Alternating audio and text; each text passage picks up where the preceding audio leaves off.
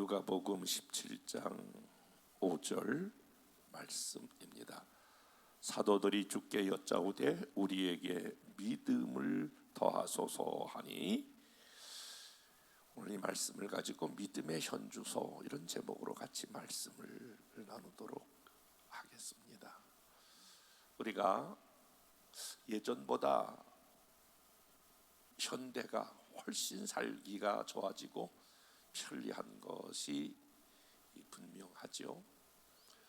그러면 사람이 이렇게 여러 가지 면에서 편리한 것이 있으면 많은 염려가 좀 덜어져야 되는데, 반대로 염려는 더 깊어지는 것 같습니다.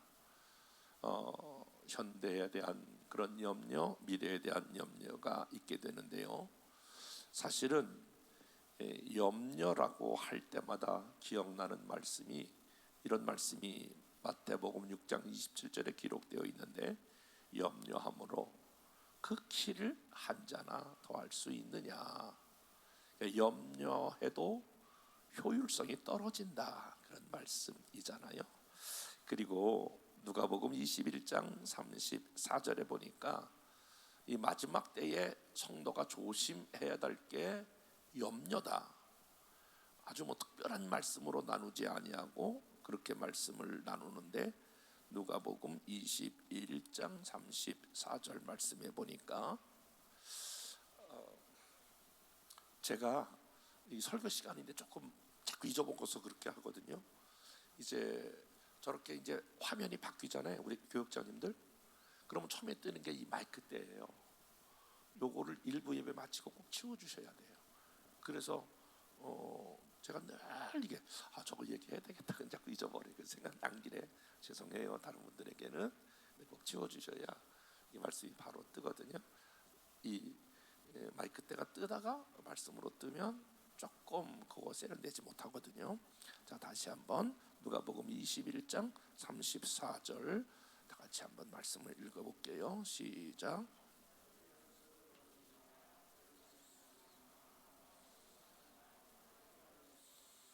자, 오늘 이렇게 돼 있어요. 마지막 때에 술 취함과 그리고 생활의 염려로 마음이 둔하여지며, 그러니까 마지막 때의 현상은 생활의 염려가 가중된다라고 하는 거예요.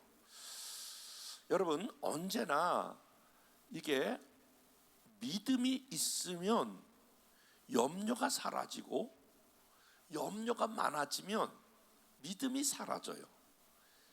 이게 늘 우리들에게 이렇게 상반된 존재로 우리에게 다가오는 거거든요. 이렇게 생각하시면 돼요.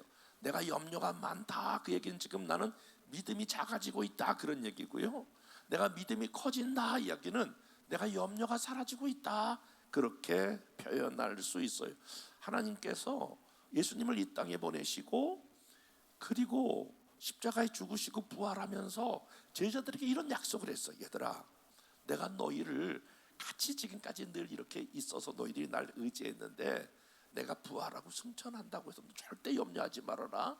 그러면서 아주 중요한 말씀 주셨는데, 내가 너희를 한번 따라서 볼까요? 고아와 같이 버려두지 아니하리라.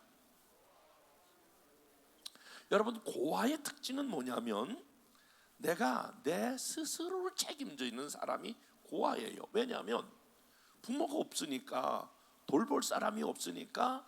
고아의 특징은 내가 모든 것을 다 알아서 내 미래, 내 앞날, 내 모든 것을 다 책임지는 사람이 대표적인 그러한 삶의 양식을 가지고 있는 부류가 고아라라고 하는 거예요.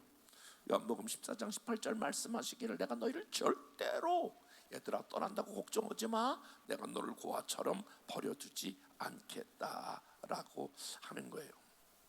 사실 안타깝게도 저는 목사가 되었지만 참 고아처럼 목회를 오랫동안 했어요.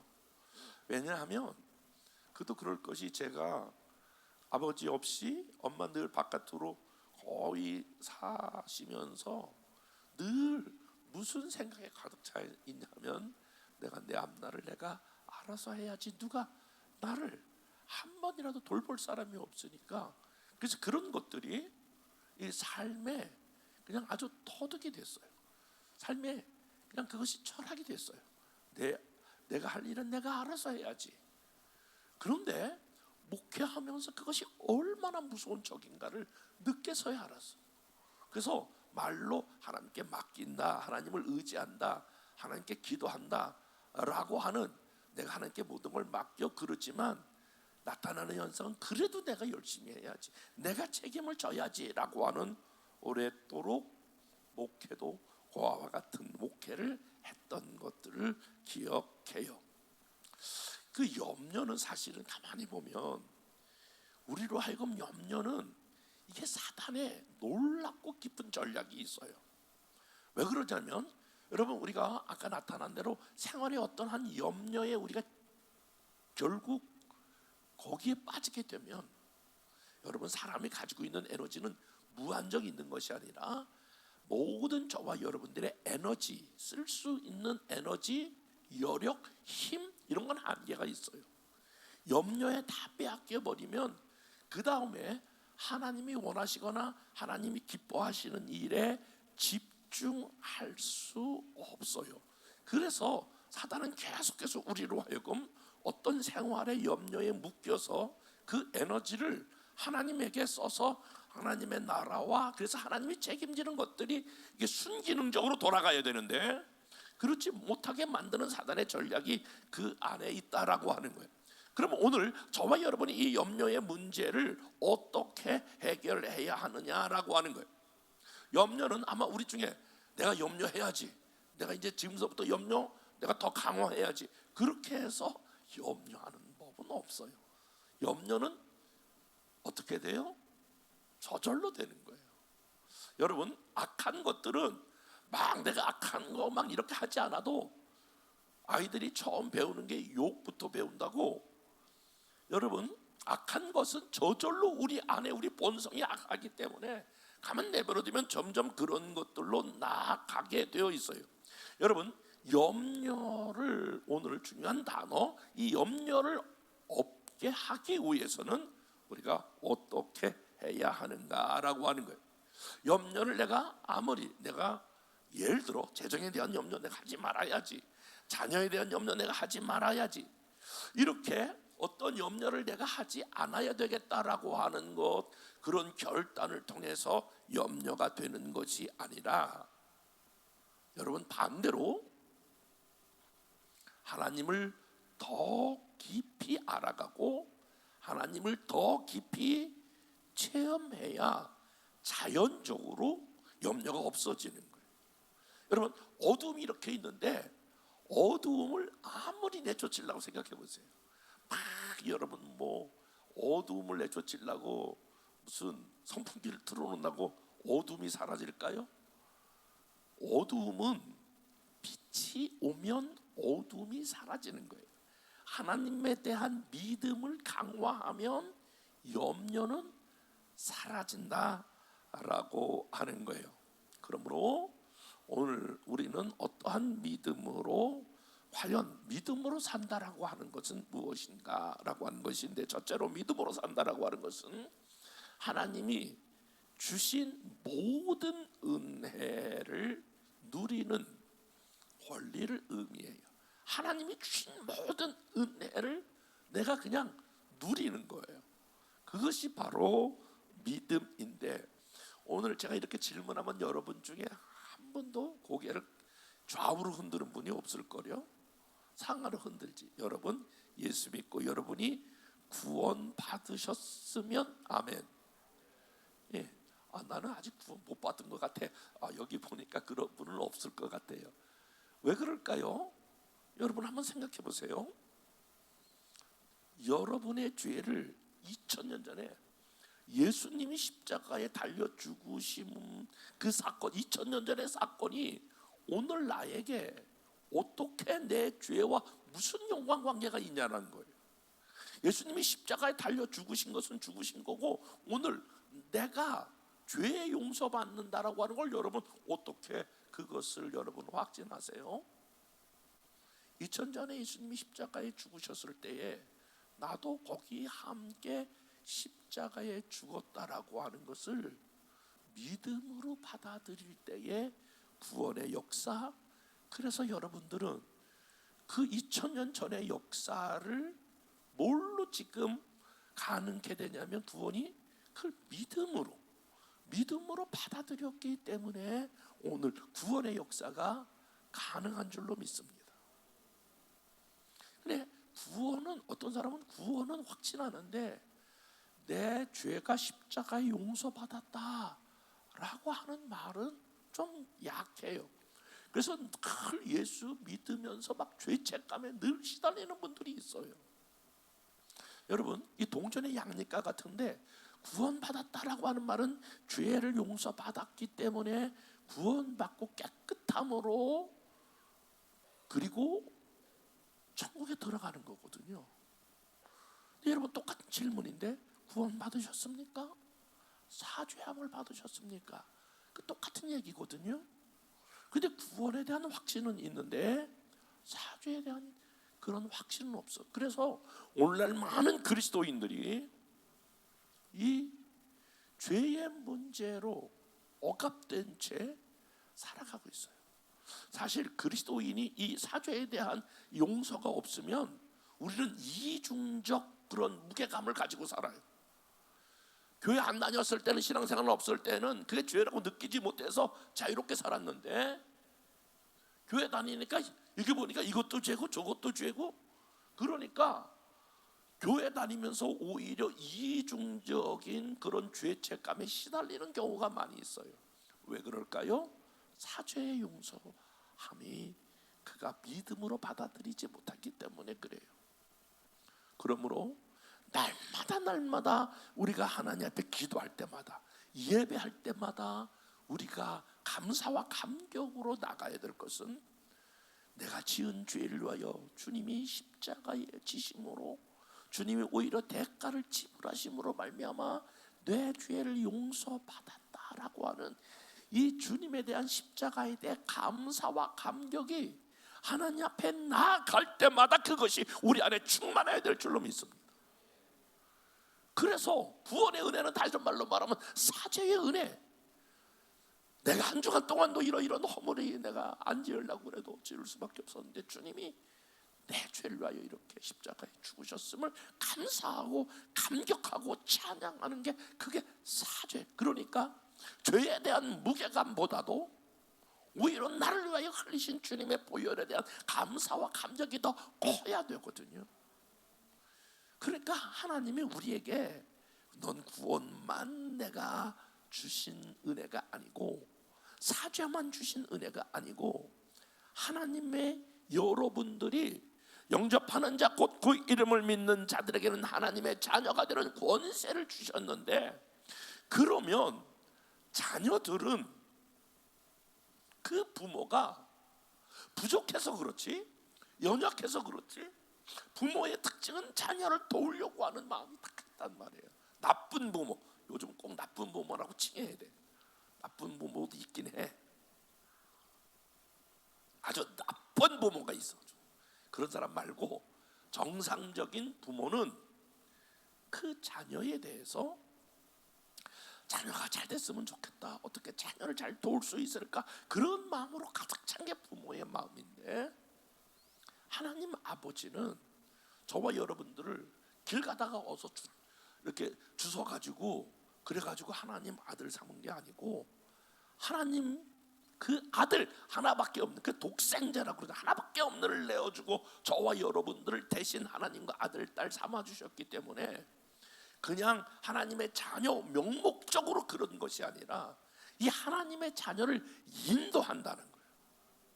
그러니까 에이, 하나님이 보이지 않는데 날 어떻게 인도해? 그러면 하나님의 인도가 완벽하게 준비가 되었음에도 불구하고 우리는 하나님의 인도함을 받지 못하는 자녀로 살아갈 수밖에 없는 거예요. 여러분, 우리에게 어떤 믿음이 필요하냐면 구원받는 믿음, 사죄의 믿음, 하나님이 하나님의 자녀인 나를 부족해도 하나님의 계획 가운데 인도한다라고 하는 그것을 다, 그게 이제 믿음이 중요한 거야. 그걸 믿음으로 내가 받아들여야 그것이 실질적으로 내 삶에 하나님의 인도하심을 경험해요. 내가 그것을 믿음으로 받아들이지 않으면 그건 전부 다 이론이야. 아브라함은 하나님, 이삭의 하나님, 야곱의 하나님, 그리고 나의 하나님이 되어야 되는데 전부 다 그건 다른 사람이 간증하는 하나님, 하나님이 저 사람을 저렇게 인도했대, 나하고는 아무런 상관이 없어. 머리로 이해하는 건 아무런 문제가 아니야. 여러분, 다시 말씀드리고 호소하거니와, 여러분, 머리로 이해하는 게 중요한 것이 아니라 그것을 믿음으로 취하셔야 돼. 하나님이 내 길을 인도하신다. 재정에 대한 것도 얼마나 재정에 대한 염려와 걱정이 많아요. 근데 한번 생각해 보세요. 여러분, 재정에 대한 믿음이 없으면 우리는 늘 통장만 보고 우리 안에 염려와 걱정을 해요. 근데 두 가지로 한번 관점해 보세요. 하나님이 과거에 여러분의 재정을 어떻게 인도하셨는가 한번 이렇게 리마인딩 해보세요. 어떤 위기 가운데 어떻게 인도하셨는가. 그래서 재정에 관해도 하나님이 은도 내 것이요 금도 내 것이니까 때를 따라 하나님의 필요한 것을 채워주신다라고 하는 것을 믿음으로 취하셔야 돼요. 어떤 분들은 그거 잊어버리고 재정에 몰두하는 경우가 있어요. 하나님께서 저희 목회 가운데 훈련시킨 것 가운데 하나 재정의 훈련을 처음부터 강하게 받았는데, 이제 개척교회 맡기 시작해서 월세 나가죠. 그래도 처음에는 그래도 이 전문 용어는 아닌데 한번 해볼게요. 한번 교회가 좀 뽀다구를 낸다고 그때 8년 전에 하면서 다른 나라에 선교비를 보내면서 월세도 없는 판에 그래도 선교비를 이렇게 그 네팔의 정도영 선교를 하라고 이렇게 선교비를 보내면서 시작을 했어요. 근데 얼마 있다가 기도하는데 하나님이 그런 마음을 주셔요. 너의 사모가 지금 직장 생활하니까 너 재정에 염려 안 해도 될 것 같지? 사표를 쓰라 그래. 그 이론적으로 보면 헌금하는 사람들도 없고 월세는 내야 되고 선교비는 내야 되는데 개척교회 하면서 그래도 교사면 안정적인 직장이잖아요. 그것을 낸다는 것은 이론적으로 맞지가 않아요. 그런데 그러면서 하나님께서 엘리야를 어떻게 묶이셨는가를 보라. 까마귀를 통하여 그 하나님께서 엘리야를 그리 시냇가에 있는 엘리야를 고기와 그리고 그에게 먹을 것을 떡을 공급하셨던 하나님께서 너의 모든 목회 일정을 그렇게 공급하겠다라고 하는 마음을 주셔서 그야말로 모험적인 그러한 것을 단행했는데 바로 그 다음에 사표를 했습니다. 그러니까 진짜 이제 먹고 사는 것도 이제 어려운 상황이에요. 생활 대책이 안 되는 거야. 애들 둘은 지하실에서 해야지, 월세는 내야지. 그런데 그다음부터 참 놀라운 일이 여러 가지 면에서 하나님께서 놀라운 일을 해주시더라고요. 한 분이 전도했는데 그 전도하신 분이 우리나라의 유명한 그 빵집의 그 남편이 전무더라고요.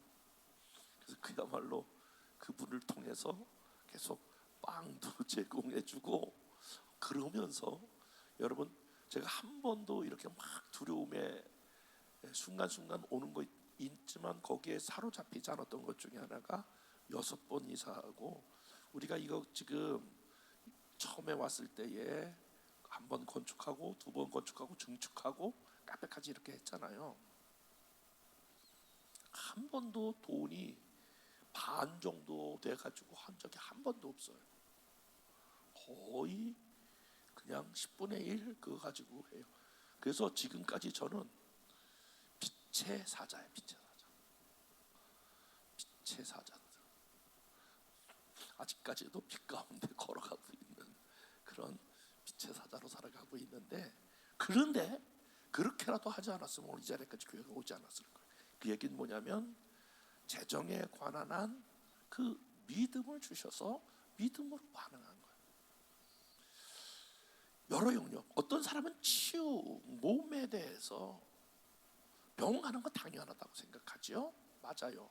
그런데 진짜 구원의 하나님의 은혜를 베푸시고 치유의 은혜를 베푸시지 않는 분이신가? 여러분, 우리가 계속 성경을 마가복음을 얼마 전에 공부했지만 그렇지 않잖아요. 수많은 환자를 고치셨어요. 근데 그걸 자꾸 남의 사건으로만 기억하고 있단 말이에요. 동일한 믿음, 여러분, 그것을 내 것으로 취하여야 돼. 믿음으로 반응하셔야 돼. 성경에 나타난 이 치유의 역사가 동일하게 내가 믿음으로 정말 끊임없이 반응할 때에 하나님이 믿음으로 역사할 줄로 믿습니다. 여러분, 어떤 것인지 한번 말씀해 보세요. 자녀에 대한 문제요. 그것도 염려하면 염려할수록 에너지가 소진되는 거예요. 정말 그것을 하나님께 맡기고 하나님이 아이를 책임진다라고 하는 이런 믿음으로 가득 차면 메시지가 달라져요. 믿음으로 반응한다라고 하는 거, 그거 대단히, 그래서 저는 모든 영역의 한 영역만 여러분이 구원받는 믿음, 이 믿음만 잘하지 말고 모든 영역에 다 하나님이 우리가 살아가는 동안에 필요한 것들을 다 예비하시고 준비하셨는데 그쪽으로 여러분이 믿음으로 반응하셔야 돼요. 저는 요즘 살짝 그 믿음이 흔들리거나 믿음이 좀 작아지고 왔다 갔다 하는 그 영역이 있는데, 앞으로 내가 노후에 어떡하지? 나도 준비한 것도 없고 교회도 준비하는 게 하나도 없는데, 그러면서 지금까지 내가 38년 아직도 한 번도 아파트에 살아보지도 아직도 교회 위에 사는데, 나 배낭건에 은퇴하면 어떻게 하지? 이렇게 염려가 찾아올 때가 요즘 있어요. 왜냐하면 이 동기들이나 이렇게 만나면 맨날 그런 얘기들만 해요. 그래서 뭐 준비하고 어쩌고저쩌고 막 준비하고 어쩌고저쩌고, 그러면 교회도 그렇고 나도 그렇고 준비한 게 없는데 어떡하지? 근데 바로 회개해요. 하나님, 저 믿음 없음을 불쌍히 여기셔서 오늘 본문에 사도들이 주께 여짜오되 우리에게 믿음을 더하소서. 아니, 지금까지도 더 어려웠던 개척의 시간에서부터 여기까지도 하나님이 책임지고 인도하셨는데 뭐 노후에 그 문제를 내가 왜 염려하나? 하나님, 믿음으로 반응합니다. 하나님이 노후에도 하나님이 인도할 것을 믿습니다. 그 제가 말씀드린 것 첫 번째는, 여러분 모든 영역에 저와 여러분들이 염려가 있으면 지금 나는 지금 이 부분에 하나님의 믿음으로 반응하지 못하고 있구나. 그 믿음으로 반응하지 못하면 아무런 역사가 하나님의 도움을 받을 수가 없어요. 믿음으로 받는 그 순간에 여러분, 그것은 여러분의 하나님의 실제적인 사건이 여호와 여러분의 현실로 이루어지게 된 줄로 믿습니다. 나는 반드시 승리하리라. 제가요 3번 떨어지고 찾아왔던 굉장한 패배감이 제 안에 있었어요. 상실감, 패배감, 그리고 절망감. 나 앞으로 목회 어떡하지? 나 어떻게, 외부 목사님들 어떻게 보지? 누가 나를 저렇게 3번 떨어진 사람을 부흥에 불러줄까? 뭐 여러 가지 것들이 제 안에 정말 믿음으로 반응하지 못하는 시간들이 있었어요.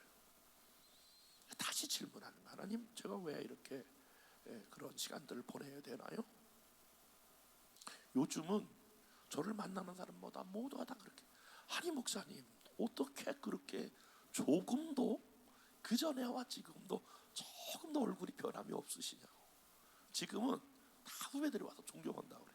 왜 3번 떨어지고 저렇게 부흥에 열심히 막 여기저기서 3번 떨어지면서 오는 하나님의 은혜, 여러분들 얘기할 수 있어? 나한테? 딱 내가 보여.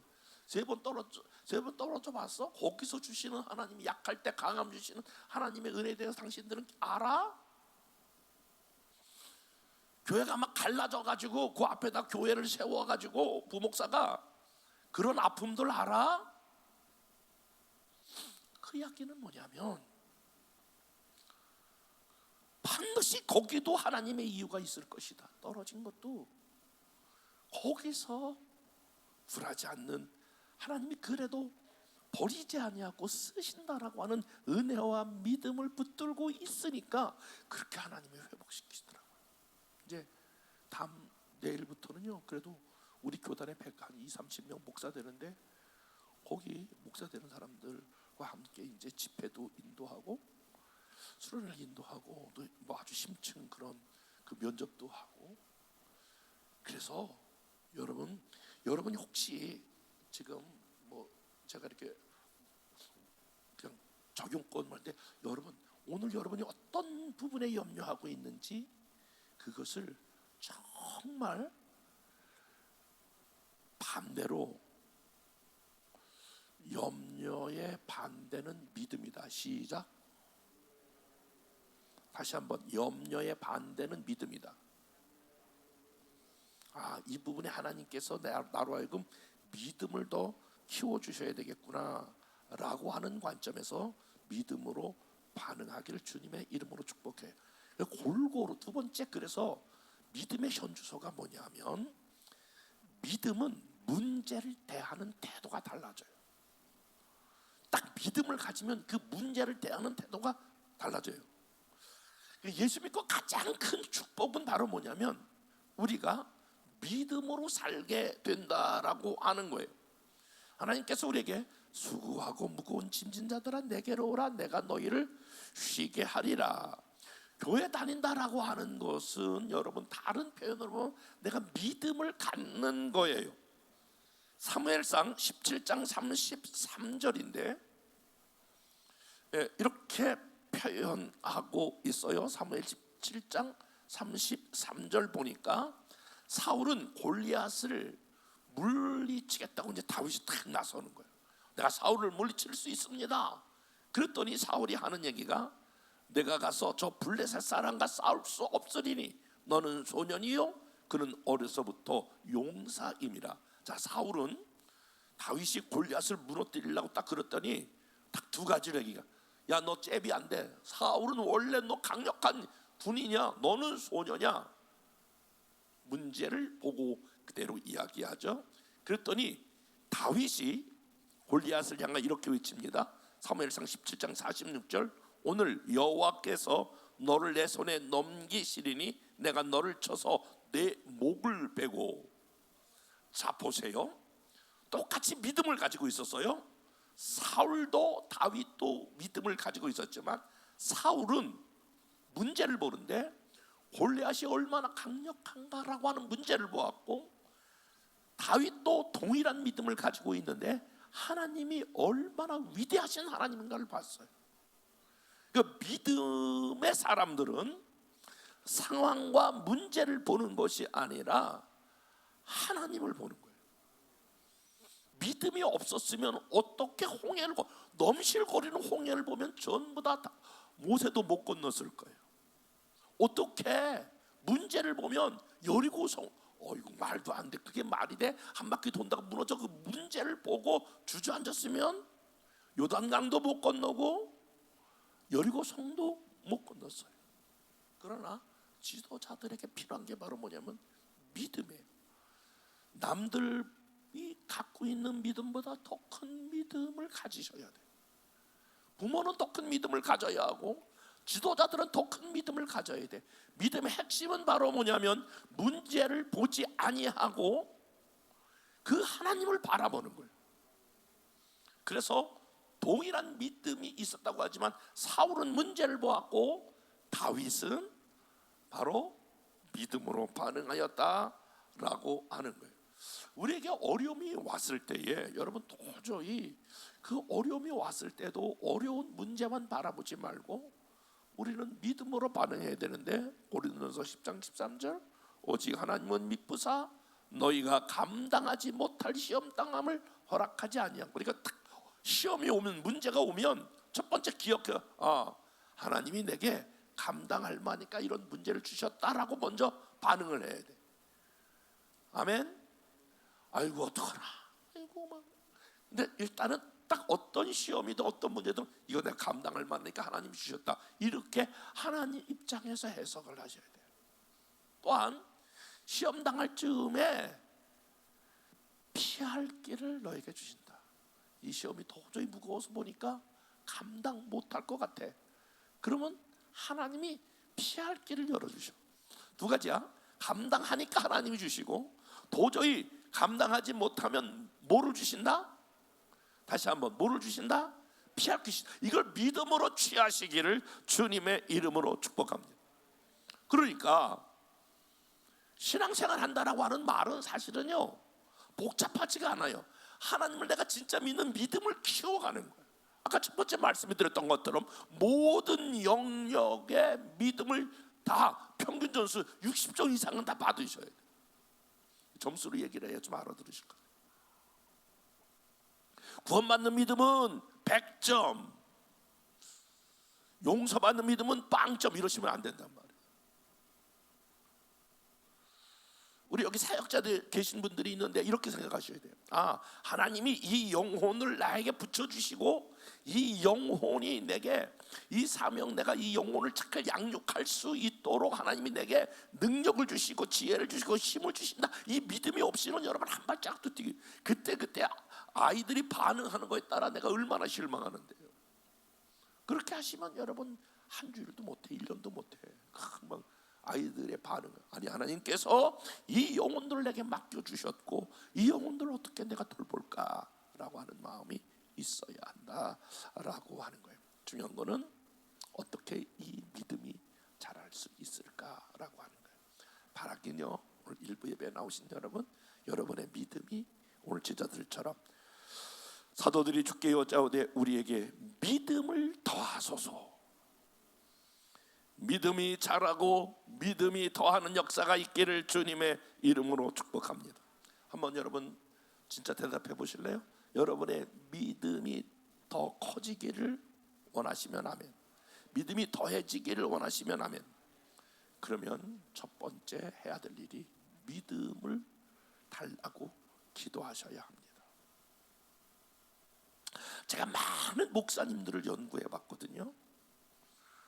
어떻게 그렇게 큰 교회를 이룰 수 있을까라고 했던 목사님들은 실력이 대단해서가 아니라 가만히 들여다보면, 자세히 대화해보면, 저분은 나보다 큰 믿음을 가졌구나 라고 하는 것을 알게 돼요. 아니, 세계적으로 유명했던 모든 하나님이 쓰신 사람들은 대단한 것이 아니라 믿음이 대단해요.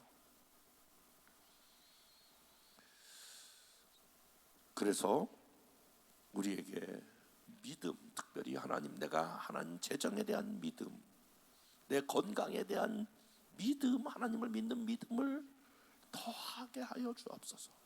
자녀에 대한 믿음을 하나님 더하게 하여 주옵소서.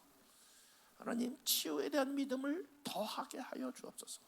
그래서 모든 영역의 믿음이 더하게 해달라고. 특별히 여러분 가장 약한 믿음이 여러분 영역 가운데 있을 거거든요. 이 믿음을 더하여 달라고 그렇게 하나님 앞에 기도해야 하고, 두 번째 더 나가서는 나의 믿음 없음을 회개해야 돼. 진짜 내가 믿음 있는 줄 알았는데 믿음이 없는 거예요. 어느 부분에 보면 진짜 내가 믿음이 있는 줄 알았는데 믿음이 마이너스야. 믿음이 거의, 어느 때 막 염려 막 빠지고 이럴 때 보면 지금 내가 뭐 하고 있는 거지? 근데 목사가 되어서 진짜 내가 믿음으로 막 설교하지만은 막 어느 때 막 염려가 되고 잠을 못 잘 때가 있어요. 얼마나 많은 스트레스. 그리고 막 그렇게 되면 나중에 보면 하나님 정말 나의 믿음 없음을 불쌍히 여겨 주옵소서. 그 믿음 없음에 대한 것들을 회개하는 게 얼마나 많이 있는지 모릅니다. 여러분, 우리가 믿음 없음을 회개해야 되고, 그럼 믿음은 도대체 어떻게 생기는 것이냐? 여러분, 이 믿음이 생성되는, 믿음이 생기는 중요한 원료가 있는데 그게 말씀이에요. 말씀. 말씀이 우리 속에 오거나 말씀이 우리가 말씀을 붙잡지 않으면 이것이 믿음으로 바뀌어지지가 않아요. 내가 믿음을 갖겠다 막 그냥 이렇게만 생각하면 여러분 possibility thinking, 그냥 적극적인 사고방식자로 바뀌어지는 거예요. 우리의 믿음의 뿌리는 하나님 말씀이에요. 여호수아가 강하고 담대하라, 모세가 강하고 담대하라. 여호수아가 내가 모세와 함께 있었던 것 같이 내가 너와 함께 있겠다. 여호수아는 그 감정적으로 보면 두렵고 떨리고, 그 정말 대지도자가 모세가 이끌어왔던 것을 바톤을 이어서 이제 가나안 땅을 정복해야 되는데, 경험이나 노련미나 커리어나 이런 거 봤을 때 도저히 들어갈 수가 없어. 그런데 하나님께서 딱 그런 여호수아에게, 여호수아야 두려워하지 말라. 너 모세 너 따까리 하면서 봤지? 너 모세의 종 여호수아 이렇게 말하잖아요. 너 까딱하면서 얼마나 수많은 기적을 일으키면서 왔지? 내가 모세와 함께 있던 것처럼 너와 함께 있을 거야. 강하고 담대하라. 그 말씀을 붙잡고 여호수아는 가나안 땅에 어쩌면 모세보다 더 그 치열한 가나안 정복사를 이루는 위대한 지도자가 되었다라고 하는 거예요. 사랑하는 여러분 마음 가운데 하나님 말씀이 어떤 거가 있냐. 그래서 말씀을 가까이 해야 돼. 말씀을 여러분이 붙잡아야 되고, 말씀을 묵상하고 말씀이 저와 여러분의 심령 가운데에 있어야 될 줄로 믿습니다. 여러분, 신념은 어떤 거냐면 내가 생각하는 걸 믿는 거예요. 이게 신념이에요. 나폴레옹은 그런 말이 있죠. 불가능은 없다. 그거는 하나님 말씀을 근거로 한 것이 아니라 그것은 자기 생각을 신념화시킨 거예요. 그래도 세계적인 사람이 되었어요. 우리는 변함이 없는 하나님 말씀 위에 뿌리를 두는 거예요.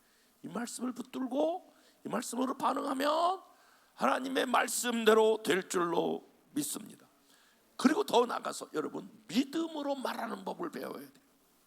아무리 어려워도 아무리 힘들어도 여러분, 우리가 유명한 말씀, 제가 늘 선포하는 말씀 있잖아요.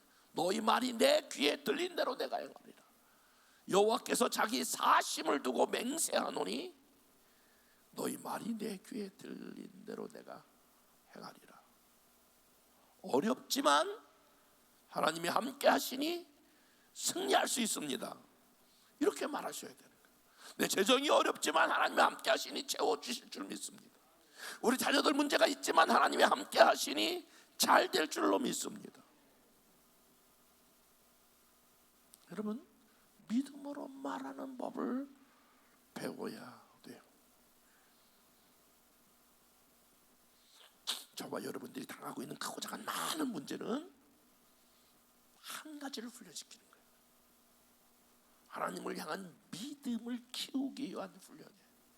여러분, 이렇게 해석해도 틀리지 않을 거요. 저한테 한번 이야기해 보실래요? 목사님, 저 이런 문제가 있어요. 그러면 제가 이렇게 대답하면 그게 맞아요. 그것은 집사님을, 권사님, 장로님을 훈련하기 위한 하나님의 한 훈련의 방법입니다. 자녀의 문제가 있다면 자녀를 하나님께 맡기는 훈련, 재정이 필요하다면 재정을 맡기는 훈련, 재정을 구하는 훈련, 저와 여러분의 모든 사역이 어렵다면 사역을 하나님께 맡기고 기도하는 그런 훈련, 믿음으로 저와 여러분이 달게 받아야 합니다. 어떤 역경도 어떤 문경도 하나님을 믿는 믿음으로 자라게 하는 과정인 줄로 믿습니다. 그래서 오늘은 한번 저와 여러분의, 이분은 또 정년 목사가 다른 말씀을 전할지 모르겠지만, 저와 여러분이 어떤 일이든 한 주간도 또 저와 여러분의 삶에 믿음으로 반응하여 믿으면 반드시 믿음의 결과가 나타난다라고 하는 걸 증명한 게 히브리서 11장에 나타난 믿음의 모든 사람들, 믿음으로 산 사람들은, 그래서 믿음으로 아브라함은, 믿음으로 이삭은, 믿음으로 야곱은, 믿음으로 노아는 쭉 믿음으로 살았던 사람들은 반드시 그 결과가 있다라고 하는 게 히브리서에 나타난 그 믿음을 말하면서, 그러면서 히브리서 12장에 너희 허다한 하늘의 증인들이 믿음으로 산 사람들이 있다. 그러므로 너희는 믿음으로 사는 걸 포기하지 말고 믿음의 경주를 빠르게 하라 라고 하는 게 히브리서 12장에 11장에 대한 결론을 그렇게 내리고 있잖아요. 여러분, 원색적이지만 사랑하는 여러분, 염려가 있을 때마다 염려를 없애려고 그러지 말고 오히려 하나님을 믿는 믿음을 더 키워 믿음의 놀라운 경험을 통하여 저와 여러분이 승리하는 저와 여러분 될 수 있기를 주님의 이름으로 축복합니다.